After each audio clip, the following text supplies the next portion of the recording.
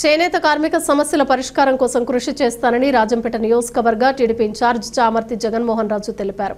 మండలంలోని మాధవరం గ్రామంలోని పార్వతీపురం, వెంకటేశ్వరపురం తదితర ప్రాంతాల్లో ఇటీవల కురిసిన భారీ వర్షాలకు చేనేత మగ్గాలలో వర్షపు నీరు నిల్వ ఉన్న ప్రదేశాల్లో ఆయన శుక్రవారం పర్యటించారు.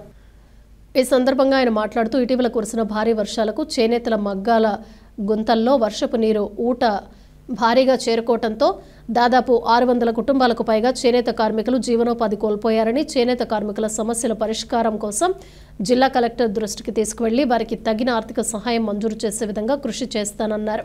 టీడీపీ పార్టీకి బీసీ సామాజిక వర్గానికి చెందిన ప్రజలు ఎల్లవేళలా అండగా నిలబడతారని, కూటమి ప్రభుత్వం అధికారంలోకి వచ్చాక ప్రతి చేనేత కార్మికుడికి విద్యుత్ సదుపాయాల్లో రాయితీ కల్పించామని, సమస్యల పరిష్కారం కోసం కృషి చేస్తామన్నారు.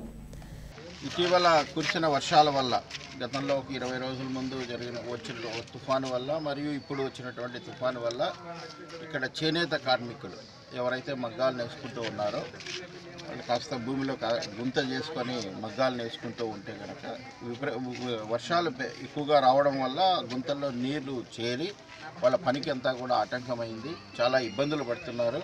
ఈ విషయాన్నంతా కూడా ఇప్పుడే ఇక్కడ రెవెన్యూ శాఖ వారు ఉన్నారు, ఆర్డీఓ గారు తీసుకెళ్ళాం, కూడా తీసుకెళ్తున్నాం. ప్రభుత్వం నుంచి చేతనంత సహాయం చేసే విధంగా మేము ప్రయత్నం చేస్తామని తెలియజేస్తాం.